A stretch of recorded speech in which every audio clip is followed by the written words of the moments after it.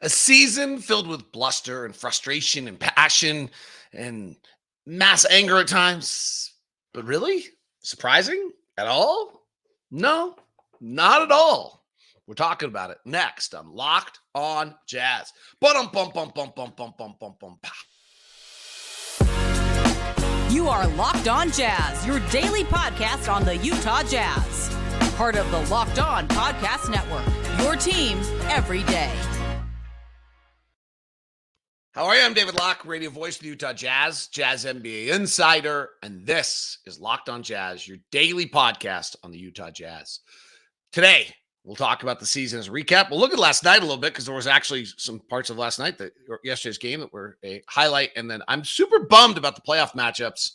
I'll explain why. I thought there was going to be a really, really interesting microcosm little test tube experiment we were going to find out about the NBA, and it has not lined up to tell us that at all.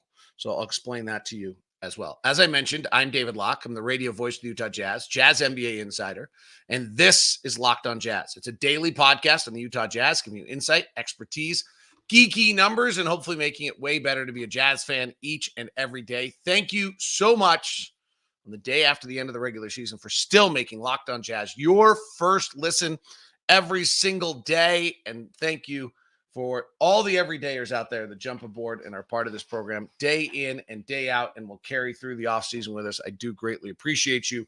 We are free and available on all podcasting apps as well as on YouTube. Please give us a thumbs up. Please give us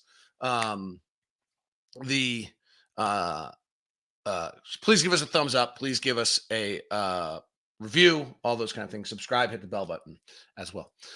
This is super cool. Today's episode is brought to you by Monopoly Go. I admit it. I have a competitive side, and it's a big fan of Monopoly Go. This is my off season. The mobile hit twist on classic Monopoly, so you can join your friends and download Monopoly Go now, free on the App Store on Google Play. Super fun. All right.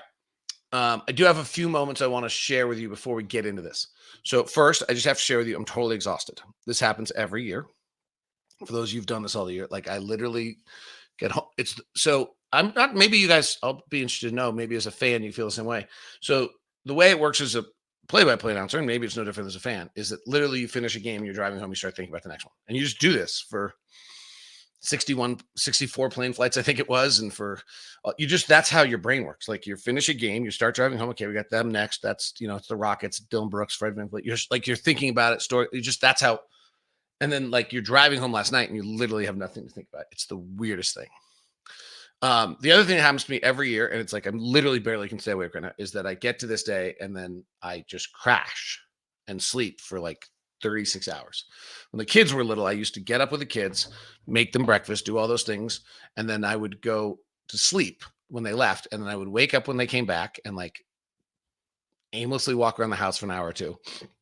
And then the minute they started homework, I would just go back to sleep. I don't know what I'll do today, but I'll probably try to ski. But that is how I feel right now. Just the brain is like off. So anyway, it's kind of, I don't know if you guys have that. I mean, you have a regular job and regular life, and I have another job, but it's still, that's how it feels. All right. Second thing, this is the kind of time of year where we just start, we reminisce a little bit and we wrap up, and it feels conclusion. So we get nice notes. I wanted to share, I got two of just truly the nicest notes recently. I don't know if they want me to share all of them. So a while back, I had shared with you guys that I've kind of stopped saying, hi, how are you? Which is ironic because I actually do it to start our broadcast, and I start this broadcast, and I got to get rid of it because I just started counting how many times a day we said, hi, how are you to each other. It's totally, it's an absolute vapid experience. No one cares what anyone's saying. No one's listening to anyone. No one's actually taking anything out, and there's no value to it. Hi, how are you? I'm fine. Oh, good. Like, it's just this bullshit. Oops, excuse me. See, my brain is dead. Back and forth that has really, truly no value. So I've stopped and decided, okay, well, anybody I interact with, I'm actually going to pay attention to. I'm going to engage with them, and I'm going to ask them what's the most exciting thing going on in their life. It's a weird question to ask someone, kind of takes them back, but then you get great answers. Yesterday, I found out about a woman's going on a trip to Seattle. I found another person's getting married. Like, you find out something of value. It gives, frankly, it's selfish. It gives me good energy and juju. And it actually is a human interaction of value for about a minute and a half or 2 minutes if you actually pause for a second and take the time. So I think it's been amazing. And I shared this with you guys. And I got an email from Jeff, who is, I'm leaving some details out because who's a doctor. And he said that he has started this with the way he opens his meetings with patients and, quote, has directly enhanced my interpersonal skills and immediately deepened relationships that had been superficial. He even said the other day that he was talking to someone and their answer was sleep. And he realized that that meant that there was something else going on other than the medical stuff that he was dealing with them on. And it was so cool that he relayed that to me. So I just want to give a shout out. That's super cool. That made my day, maybe made my whole season. That was awesome. And then I also just got a super great email from Ned, who has just listened all the way back to the 90s talk show and just come on the thing that we've just all interacted. And it was just super, I was just very appreciative of both those notes. So I just wanted to share. All right, let's get to it. We did an entire offseason of interviews and conversations together. And the number one question I asked everyone all the time was 26, 36, or 46. And I think Tony Jones might have gone 46, but I don't think anybody else did. In fact, I went 26. And that was the number of wins that we thought the Jazz would have this year. 26, 36, or 46. And my answer was that I thought we would have 26 because I saw a moment pretty early in the season where we would be starting whoever we drafted at point guard, whoever we drafted as Ochai Agbaji, that's what I thought. Whoever we started as point guard, Ochai Agbaji, Lauri Markkanen, whoever we drafted as our power forward, and Walker Kessler. But that was literally the comment I kept making. We're going to have a moment in the season in which pretty quickly we're starting 4 players with 2 or fewer years experience, and you can't win that way. You just can't win in the NBA being that young. And so I had us at 26. So we finished at 31. And 31 was a tribute to Simone Fontecchio's development and Kelly Olynyk's value as a veteran. And the fact that we actually had 240 minutes to start the year, which was another thing we talked about a huge amount during the season, and that we pushed in that regard. Our team, as it was constructed, when I ran it through our points gain numbers, came out to be 11th in the West. Okay, we finished 12th. So that statistically, the 11th kind of matched to exactly where we were when the rug got pulled out from the end of the season with the trades. So it's interesting because that certainly was a highly emotional season. With the start, we were dreadful to start the year. I truly think we have all forgotten that. And I really did think we were going to go to Detroit and Boston and lose both Detroit and San Antonio and lose both those games and be the first team to lose to Detroit on December 21st when they hadn't won a game yet or whatever it was. And then 2 games later, lose to San Antonio when both of them were on those terrible losing streaks. Instead, that's actually right when we probably turned the season in Portland on December 14th after beating the Knicks the night before. And then we kind of, then we turned it. And then obviously we make the trades on February 8th and we're 26 and 26 and we closed the year 5 in our last 26 to close, or 5 in our last 25 to close. So we lose 25 our last 30 to end the season. Was certainly that was a hard pill to swallow. No one enjoyed that at all. Probably necessary in this process. The kind of overriding fact that we still cannot forget, as much as I think we would like to at times, is that it just really was not that long ago that we traded our 5 best players. Right? We want to kind of ignore that, I think, at least I do at times. That we traded Donovan, Rudy, Mike Conley, Royce O'Neal, and Bojan Bogdanovic, and it not that long ago. We're probably 17 months now. And so the fact that in the second year, after trading your 5 best players and taking it down to bare bones and restarting it, the team won 31 games. It's just not that surprising. How it went about and what the season was and the roller coaster of it and the ecstasy of the winning and the agony of the early defending and then the just depression of the losing streak in the middle that sent us on the peak of all emotion at all times definitely, I think, made us feel that way. But if you big picture this and take the 82 games as a massive window, or even take I think what we really should be doing, and this is impossible to do, and no one's going to do it, and it's totally boring, and I hope we don't do it, but we probably should be looking as like a 4 or 5 year massive window collectively. If you suddenly were to tell me that you traded your 5 best players and then you were 48 and 96, 68 and 96 in the next 2 years, I would be like, oh yeah, that sounds pretty good actually. Wow. Like, you won 68 games in 2 years. Like, Houston won 68 games in 3 years after trading their players. Oklahoma City won 40 games in 2 years after trading their players. So that's probably pretty good. So my point is, if we back up our telescope and look to the big picture, nothing too stunning. And then I think we're going to have the same question again all offseason of 26, 36, or 46. And I don't entirely know. There's the free agents are Miles Bridges and Malik Monk. The trade world is going to probably depend on the next 2 months of basketball and what kind of chaos we get. But the most likely names to be available are Trae Young and Karl Anthony Towns. And I don't know that either of those move the meter a great deal. New Orleans flares out here. Maybe a Brandon Ingram becomes available. Same kind of ballpark. So it's the route. There's a lot of work for Justin and Danny and Ryan Smith. The route is not clear to me. The process is long. But that is my thought on kind of the big picture. Well, I want to talk about last night a little bit. Actually, I thought we ended on a high note a little bit, and where the rookies are and where they finished and where we ended up with that, because we've talked a lot about that. So we'll do that as we continue here on Locked. We're just getting started on today's edition of Locked on Jazz. Locked on Jazz brought to you by Murdoch Chevy, located in Woods Cross, also up in Logan. The Chevy lineup of trucks is just amazing. Chevy, it's Americana in the truck world. It's the Silverado and the Colorado, and it is just absolutely awesome. The SUV lineup starts with the Utah County Assault vehicles, the Suburban and the Tahoe, and then works down to equally nice with the Trailblazer and the Blazer. And the Murdochs, that's 80 plus years in Utah of making sure you have no regrets and making sure that your experience is fabulous. Blake and Tyson and Ben, they're very insistent on the fact that what they're going to make sure is that they see you around town. They see you in the grocery store. They see you that you have had a fabulous experience. And that's what separates the Murdochs from everyone. Go stop by Murdoch Chevy, located in Woods Cross and in Logan. And if you need to get a VIP meeting set up, well, why don't you email me first at dlock09@gmail.com so that we can give you that VIP meeting and give you that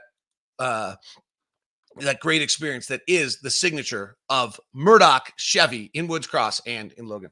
Today's show is brought to you by Game Time. Download the Game Time app today and use the code LOCKEDONNBA to get $20 off your next ticket purchase. Game Time has got you fired up for the Major League Baseball season, as they are now a connected and got you fabulous deals there. But there's also, if you're heading to a playoff game or a concert, here's why Game Time is so great. First off, download the Game Time app and create an account and use the code LOCKEDONNBA and you get $20 off your first purchase. Second reason, last minute deals, save up to 60% buying last minute for sports, concerts, comedy, theater. 2, flash deals, save even more with exclusive in-app deals on select seats, games, or events. Zone deals, save even more when you can choose a section or let Game Time choose the seats.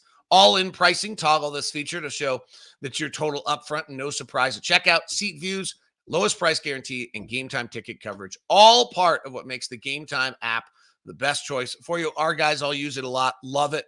Talk about how the best part about it is you don't have to be searching multiple apps because you're always getting the best ticket price, and they take care of you, and it's easy. So download the Game Time app today and create an account and use the code LOCKEDONNBA for your first purchase and get $20 off at Game Time. Thanks so much for making Locked On Jazz your first listen of the day. Appreciate all of you that tuned into the radio broadcasts all season long. We do greatly appreciate that as well. And those you tuned in. Time to make the switch to Locked On Sports Today. It's the first ever 24/7 national streaming channel, and it's Locked On Sports Today. It gives you the local experts of Locked On with all the biggest stories going on in the country without the yelling and the screaming. If you have ESPN or Fox up on your television now, make the switch via YouTube or Amazon Fire TV. It's Locked On Sports Today. Go check it out. Now, put it up on there and let me know what you think of it, because we're continuing to develop it. It's going to be big stuff.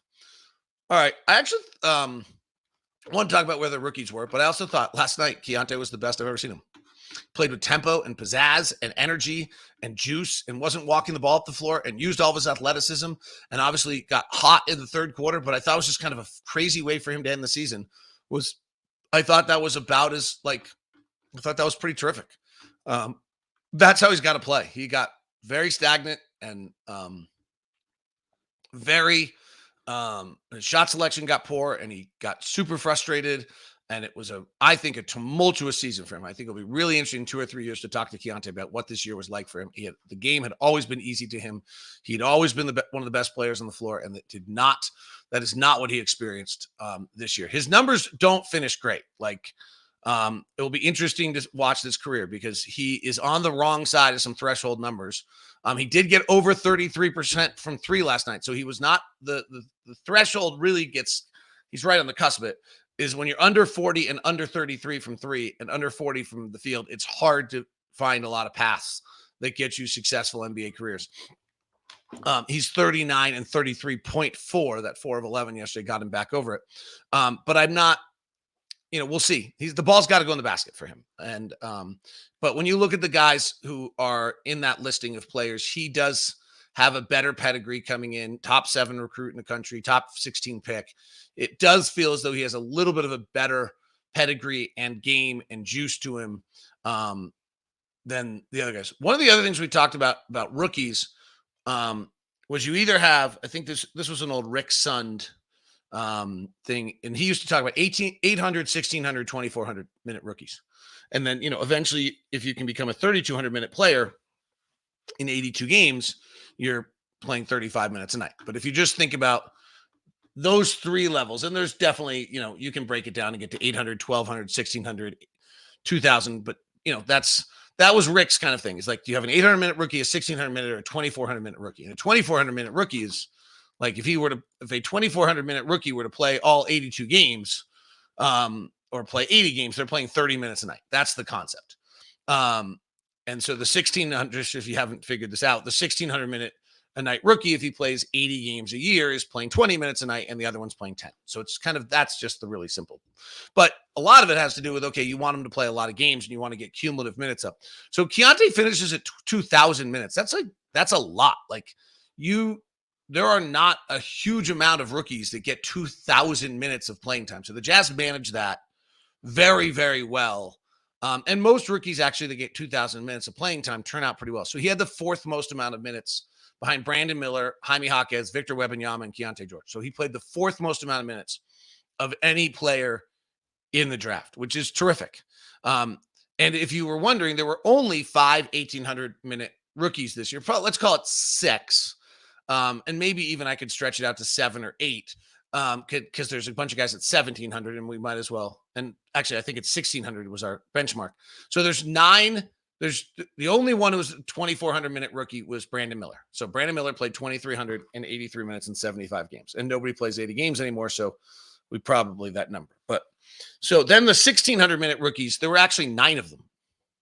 Brandon Miller, Jaime Jaquez, Victor Wembanyama, Keontae George, Brendan Pajemski, Scoot, Tamani Kamara, the 2nd round pick out of Dayton, who went in the DeAndre Ayton deal, Bilal Coulibaly in Washington, and Cason Wallace played 1,692 minutes. Then the rest of the rookies are a little under that. Asur Thompson was at 1,583. We could probably count him and call it 10 rookies. And then every other rookie's kind of like, then the next set of rookies are really 1,200-minute rookies. And Taylor Hendricks comes in as an 800-minute rookie. He played 856 minutes over 40 games, but really that's the same concept. And the Jazz probably could have had Taylor Hendricks be an 800-minute rookie who played just 800 minutes, but instead what they did is they were able to get Taylor Hendricks all those G League minutes as well. And so his 800 minutes of NBA minutes is coupled with that 15, 20 games of NBA action or another 600 minutes there. Is I think what it came out to. It's hard. They did weird things with their stats this year. And so he's about a 1,500 minute rookie if you count G League. So the Jazz basically had 2 rookies on the upper echelon And then Bryce Sensabaugh came in at about a 600-minute rookie who gets up over 800 if you count, well over 800 if you count his G League minutes. It's actually, Jazz did a pretty decent job of kind of this process of getting them going. The thing that I think we're struggling with a little bit as fans is that Donovan was so amazing. And the truth is, like, it takes, I think I've talked about this a lot. If you're an everyday, you've heard this. It's very clear that it takes about 5,000 pick and rolls for a guard to figure this out. So that's going to be 3.5 years for Keontae. He ended up, I think, running over 2,000 his first year, which is great. Like Trae Young ran 3,000 his first years, which really accelerated him. The second one is that it's very clear that Taylor Hendricks is going to take 2 or 3 years. That player, that long, lanky, young wing who comes in, and I thought Steve Kerr made a really good point when I asked him about this the other day. It also depends on their feel. So, like, I think basically what he's saying is, like, Jonathan Kuminga doesn't have a natural feel. I don't honestly know whether Taylor has a natural feel or not. I did not think he had a natural feel in college, so this is actually a compliment to him. And I think the more I watched him, the more I thought he got a better feel as the year went on. So he might have more of a natural feel. By the way, Keontae ran 1,700 pick and rolls, the 25th most of any player in the NBA. He was not good at that at all. I think if you look at the top 60, or, it's always a hard number, but like if you take the top 7 guys who ran at least 750 picks this year, which is the top 74 guys, I'm assuming he's about 74th. He is 73rd. Brandon Miller is 74th, because that's what happens with rookies. Scoot Henderson is 68th. The one that, if I'm Portland, that would really bother me is that Anthony Simons is 69th on that. So that would bother me. And the guys who are the best in the NBA in the pick and roll are Paul George, Tyrese Halliburton, Spencer Dinwiddie, Jalen Williams, stunningly in the second year, Devin Booker, Derek White, Shai Gilgeous-Alexander, Jason Tatum, Luka Doncic, Dame Lillard, Trae Young. So we're the top 10 guys there. Just thought I'd give you that little data point. So we'll just be sharing random numbers for the next few months together as well. So I think when you kind of look at where the rookies are, now's when the work starts, because if you actually go through their process and look at what they went through, they played college, and that ended in March. And then they immediately kind of got into they worked with their agent, and then they get immediately into the draft cycle of workouts. And then they get drafted in June, and then they play summer league in July, and then they move. And then they got to get ready for the NBA season, and they have just no idea what's happened to them. And so right now they get to take a breath, but then they have to have a super honest evaluation of who they are, where they are, and what they're capable of. And that will be, this offseason will be one of the more important moments for the Jazz to find out about these players. Like, how do they come back? How do they work? I am a big believer that rookies actually don't improve a great deal year 1 to year 2 if they had a good first year. So Keontae's right on the edge of that. He needs to improve. He can't shoot like that a second year. But like Walker's lack of improvement year 1 to year 2 is not stunning to me. If Walker doesn't improve in year 3, we have a problem. Because what happens to me is, first off, that rookies who have a very good first year, there's kind of level out in their second year, and then they make a jump second to third year. That's the big guy's third year jump we just talked about. The other thing I think happens is that players find out where they fail at a bunch of things their rookie year in the NBA, and they go back to the offseason and they go try to fix all those things that they weren't good at. And then they come back the next year and they still suck at them, and they still can't do them. And the reason is because the NBA is crazy hard, and so you just can't do everything. And when the NBA, and so what happens then is they go back in between their second and third year, and they say, okay, I actually can't do those 3 things, but I can do these 3 things. And they work on the things they're good at, and they get better at those. And that's how they find their niche in the NBA. That's my progression guess on how this works. And so I think that you see, that's probably what happened to Walker a little bit, as Walker went, and he's like, okay, well, I wasn't good at these 4 things. I'm going to go work on them now. And like, oh, well, I'm still not good at them. And so he now goes to the offseason. He's like, okay, well, I'm actually going to get good at the things I'm good at. And then he'll find his way to be a solid NBA player from there. All right. I'm super bummed about the playoff matchups, because I thought I was going to have a test tube sample to look at what works and what doesn't in the NBA. And I don't. And I'll explain that when we continue next on Locked On Jazz. You're a competitor. You like to have fun. You're looking for something to carry over those moments in between. Well, guess what? I've got that for you. It is Monopoly Go. That's right. Monopoly Go is out and online for you, and so much fun. Are you ready to get the details on it? So here's how this works when you look at Monopoly Go and all the fun things about it. First off, it's competition, and it's been downloaded over 150 million people. So there's lots of people playing, which makes it super, super fun for everyone involved. And you can do it with friends and with family. So when you go get your Monopoly Go downloaded, we all are playing. We're all looking for Park Place again. And you can play on not one, but hundreds of Monopoly boards in crazy locations all around the world, building up amazing cities that bring you big money. Best part is messing with your friends. I can charge them rent on iconic properties, just like classic Monopoly, but now I can also rob their vaults of riches for myself. Yeah. I can rob them. And the leaderboards show who has the biggest Monopoly tycoon out there. It's not just my competitive side that loves it. You will too. And you can team up with friends and people all around the world in time tournaments to earn huge rewards. I'm excited to get my kids involved in this one as well. So get in the game and join your friends. Download Monopoly Go now, free on the App Store or on Google Play. It's all great fun. And join now with Monopoly Go on the Google Play Store or on the App Store. Monopoly Go. How fun is that? Today's show is also brought to you by our good friends over at Prize Picks, prizepicks.com/lockedon. NBA might be the great way to get involved in the NBA playoffs. So since we are not there, jump in, decide how many you think Luka's going to go for. What's LeBron going to do? How about Zion and the Lakers New Orleans 7-8 matchup? So you have the opportunity to win up to 100 times your money with the world's best players take a new level of basketball postseason. You also can win 100 times your money as little 4 correct picks, because you can turn $10 into 1,000 picks with the #1 fantasy app in the world. Prize Picks has something for every sports fan out there, whether it's hockey playoffs or basketball playoffs, or whether you want to get in on baseball. Prize Picks is America's #1 fantasy sports app with over 3 million members. It is the easiest and most exciting way to get into the action while you watch your favorite sports and players. So just pick more or less on 2 or more players and watch the winnings roll in. It's all at Prize Picks. So download the app today and use the code LOCKEDONNBA for your first deposit match up to $100.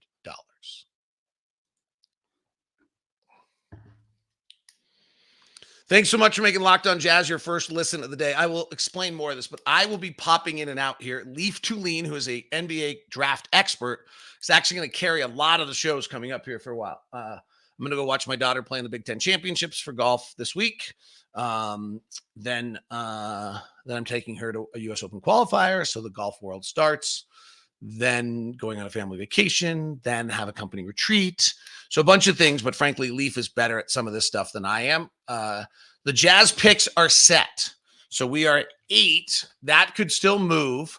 That has a 26% chance of becoming a top 4 pick in the draft. And it actually has like about a 30% chance of becoming number 9. Then we are set at 29. Denver's collapse there actually cost us draft position. We could have been as low as 27. And then we got 32 in the second round of the draft. So we will start to look at the various things. And the Jazz have the 6th most powerful draft ranking according to Tankathon. I love this. This is such interesting. Portland has 3, 14, 33, and 40. So they have more value. Toronto has 6, 17, and 31. Washington has 2, 26, and 50. Detroit has 1 and 53. San Antonio has 5, 35, and 46. And then Utah has 8, 29, and 32. So that is where our draft value sits right now. We have the 6th most highest draft value in the draft of any of the teams. And we'll see. We'll start to learn about the players, and Leaf will help you out a lot with that. There is a whole projection I could get into about where everyone's picks could possibly run out at this point. So here's what it is. We have a 6% chance for the #1 pick, 6.3% chance for the 2, 6.7 for 3, 7.2 for 4, 35% for 8, 32% for 9, 7% for 10. So we actually have the same amount of chance for 10 as any of our 1 through 4 picks, but there are 4 of those. So that's better. So we shall see. And we are guaranteed to kind of not lose our pick. We really are glad we lost last night. Last night was a game we had to lose. Like, it got really sketchy there for a second. It was like, oh my gosh, are we going to like win this game and really not want to win this game for the, like, it was clearly defined last night. Yesterday was a game that we did not need to win. All right. I am bummed about the playoff matchups because I really believe that offense wins in the NBA right now. And I think one of the things that you have to try to figure out as you're building a franchise is like, what are you going to be great at? And if you look at the offenses in the NBA right now, they're just, and you go through, if Atlanta doesn't make the playoffs, which is likely, then all the top 10, and Golden State will be interesting. Top 10 teams will make the playoffs. 11 at Atlanta may not. Golden State at 10 may not. And I was hoping that we would get like Indiana versus Cleveland, which would be then Indiana would be the number 2 offense against the number 18th ranked defense, and Milwaukee number 6 against Orlando number 22 offensively. And we would get, Minnesota, whose offense is not very good, at 16th against the Clippers, who are 4th. And you'd really have these matchups of offense versus defense and be able to learn something about what translates to the playoffs. And we didn't get that at all. The closest we have is Minnesota's 16th offensively, and Phoenix is 9th. But Phoenix is of the Western Conference playoff teams. Phoenix will actually be one of the worst offensive teams in the playoffs. The Lakers are 12th. Golden State's 10th. New Orleans is 13th. Phoenix is 9th. Expected the way the Western Conference playoffs is going to go, by the way, there will not be a single team other than Minnesota in the playoffs of the Western Conference that's below average offensively. So it's really interesting to see what happens to Minnesota, but they end up playing Phoenix, whose offense just isn't great. They don't turn it over because they don't pass. If they'd gotten Dallas or Clippers or Oklahoma City or Denver, I think we would have had an interesting sample to see what happened to Minnesota, who's this dominant number 1 defense, but then actually is not very good offensively or is average offensively, and what happens to them. And even in the play-in, we don't have it. The Lakers are the 12th ranked offense, New Orleans 13th, and somewhat the play-in is just who gets hot from 3 for a night. In the Eastern Conference, we didn't get it either. Cleveland is the 18th ranked offense, and Orlando's the 22nd ranked offense. These are bad offensive teams that made the playoffs. Well, good. Let's play them against Milwaukee and Indiana. But no, Milwaukee is 6th and Indiana is 2nd, and they play each other. And the Knicks are 7th offensively, and they will probably end up placing Miami at 21st, which would be interesting, or Philadelphia at 15th. So we might get one sample there. And then Chicago and Atlanta aren't very good, so they're playing Boston, and that's not a very good sample of anything. So I'm really bummed that we just don't get that sample size. I guess if New Orleans plays Oklahoma City, we have 3 offense versus 13th, and we can find out, or Lakers 3 versus 12. But the Lakers do feel a little bit of a skeptical number thing with the way that they, have suddenly turned it on and have LeBron and have AD. So I thought we got a good little test tube of playoffs here, and we really don't, which is strange. We'll look at a bunch of things about the playoffs coming out. The play-in tomorrow is going to be amazing. So we'll keep an eye on that. The Western Conference playing games are going to be total fire, and we'll see how this all plays out. So that is my bummer on the playoffs. We'll continue to do that. One of the others, so there's a bunch of stuff we're going to do this offseason. Obviously, get ready for the draft. We're also going to analyze rebuilds. I'm going to go through like just every franchise and kind of look over the years of what their rebuilds were and how it plays out and what they do and et cetera, and see if we can figure out if there is a best model. I actually think the best model is draft and pivot, which has not worked for Chicago and some others, but I generally think that that's probably the best thing is you do this for 2 or 3 years and then you pivot once you have the young players and you surround them with veterans, and hopefully your young players get good and get better. I mean, Houston's trying it right now. We'll see if it works out. Dylan Brooks and Fred VanVleet are fine. It's kind of all free agent ELGU, but their progress is going to be whether or not Alfred Şengün, Jalen Green, and Jabari Smith and Amon Thompson become stars. If they do, then, but that's also what they just drafted 3 top 5 picks. If those guys aren't stars, they're not going to make it. You have no script by which to make it anyway. So I think that's the answer here a little bit, is that you do this for 2 or 3 years and then you pivot and you've got a collection of young players. It's going to be hard to do. We keep having a fantasy. We're going to take all of our assets and grab this big, huge marquee Luka Doncic. I think that's going to be super hard to do. But if you had a bunch of young players and then you could add like my crazy Trae Young, Karl Anthony Towns thing the other day and become an elite offensive team with those young players around and you all build up together, maybe that's the answer. You have to do it quickly enough that you're not paying your young players their big money and you're signing your free agents in the gap between when you start to pay. That's my thought, is that that's the best route. to try to rebuild a franchise, but we're going to go analyze it and look at what everybody else has done and see success and failure. That is Locked on Jazz. This should be a fun offseason. I thank you for taking the time with me. We now send you the first ever 24/7 national streaming channel, Locked on Sports Today. And maybe I'm going back to bed. Who knows? See you.